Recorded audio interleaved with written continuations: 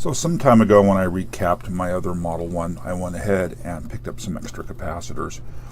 Wanted to take a look at the original filter capacitors here. There's a 10,000 microfarad 16 volt and a 2200 microfarad 35 volt. Most likely DigiKey. I ordered some replacement capacitors.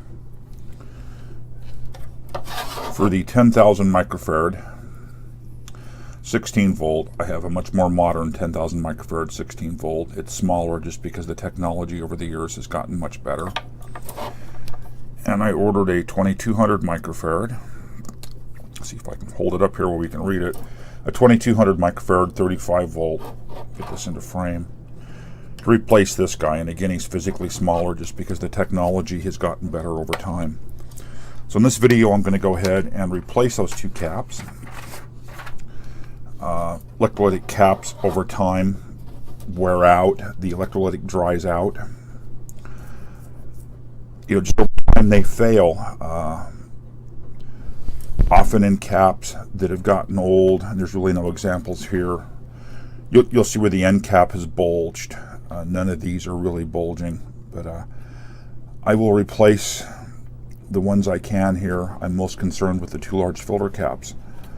So let's jump in and see if we can get these replaced. So the first cap I'm going to remove is the 2200 microfarad guy here. And he comes through the board to this position and this position. I'll try to get this down here in shot where you can see those two. I've got a little bit of solder here. I'm going to re-wet those joints. I've got a very large tip on the soldering pencil just so I get excellent thermal management. And we'll just flow a little bit. And he was there and there. There's several ways you could do this. You could just trim the lead, cut the leads off and pull the leads out and vacuum out the holes. I'm going to go ahead and attempt to solder vac these out. That may not work. There may be enough solder on the other side of the board that I won't get a good draw through and get the leads replaced. We'll find out. Oops, it would help if I could stay attached.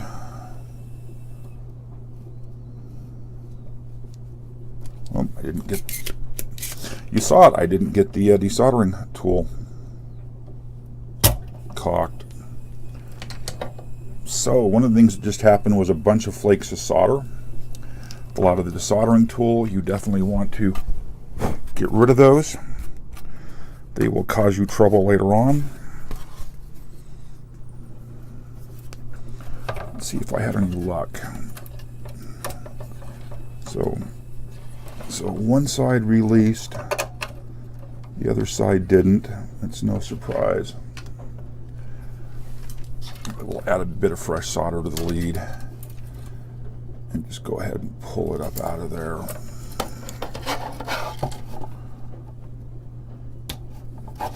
And then it released. Oops, dropping stuff on the floor here. So, I don't know if you can see here, both holes are open. I'll be able to get the leads of the new cap down through there just fine. Let's go ahead and remove the 10,000 microfarad. He's on this larger ground plane here, which made him difficult on the other board to remove. So he is connected here and here. Yes, that's correct. So I will add a little bit of fresh solder to both of those and see if I can get lucky. I've lost the position again. It's right there. See if I can get lucky and get a good clean. And he came over to here.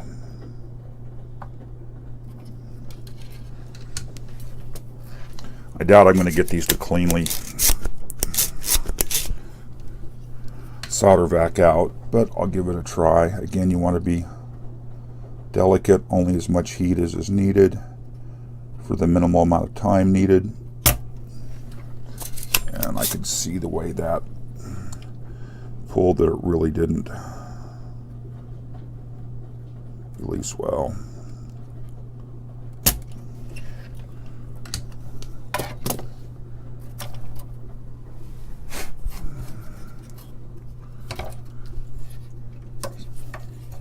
So I did manage to release that side.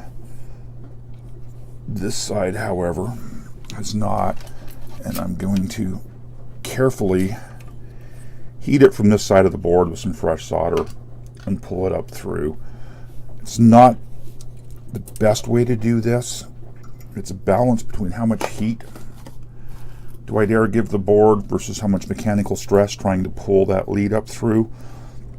I've mentioned before, you want to be careful. You can pull the plate through, and you really don't want to do that if you could avoid it. You saw the cap come loose,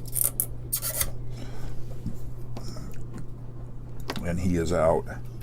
Now the fun part will be getting that hole there to vacuum out. The solder vac tool is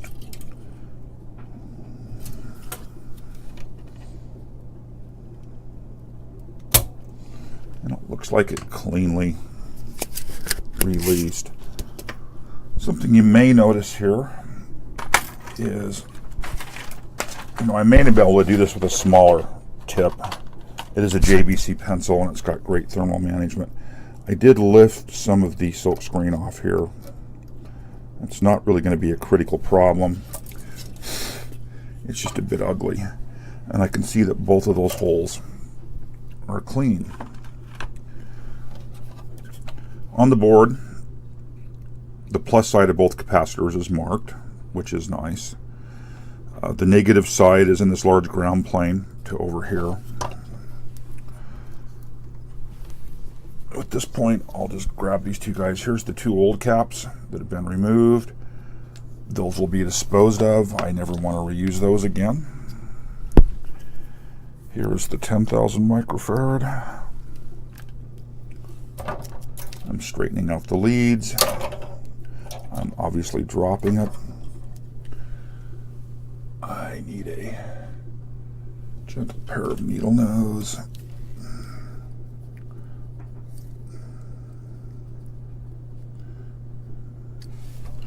Oh, sorry, I did that off camera. You don't want a really tight bend here. You want it actually to have some curve to it that reduces the stress on the bend. We'll get in here, grab him where I believe this lead needs to be bent.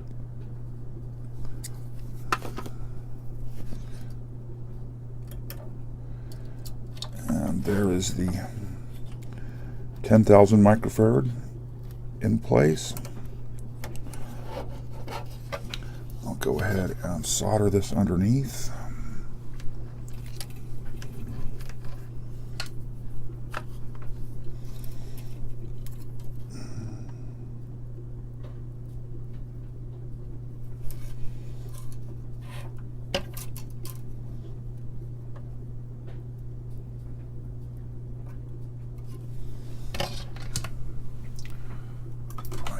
Trim those leads.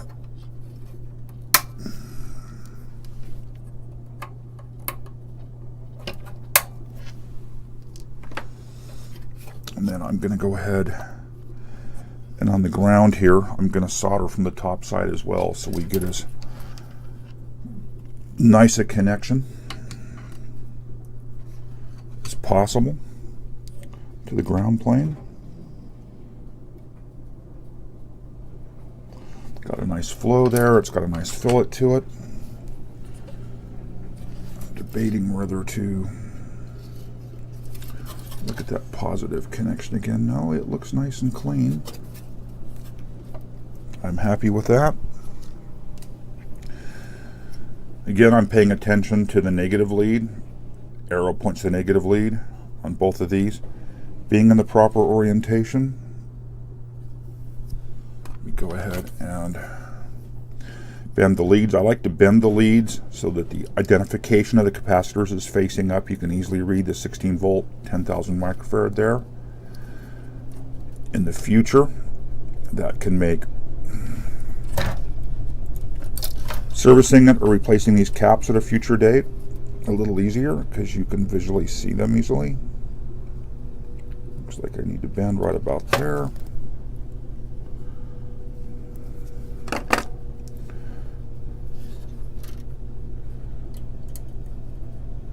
Put him into place. He's happy.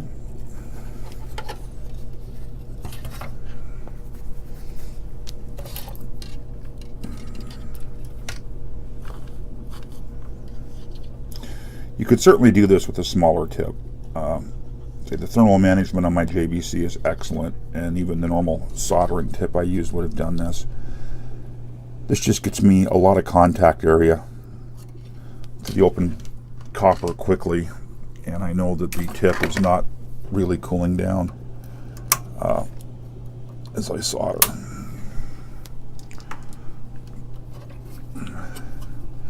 So there we are. I have replaced both of the main filter caps. I can see the positive on both caps is in the correct direction. The negative is in the correct direction. So I didn't shoot any video of this, but the system went back in, powered right up, and just had no problem with those caps replaced as I expected it to. So successful recapping. A comment from an earlier video is I've gone ahead and replaced the keyboard cable with these pin headers and a little IDC cable between them. This is proving to be really useful. Makes it very easy to get this board in and out without dragging the keyboard around with it. If you haven't seen those videos and are curious, take a look. So, successful power supply recapping. Talk to you later.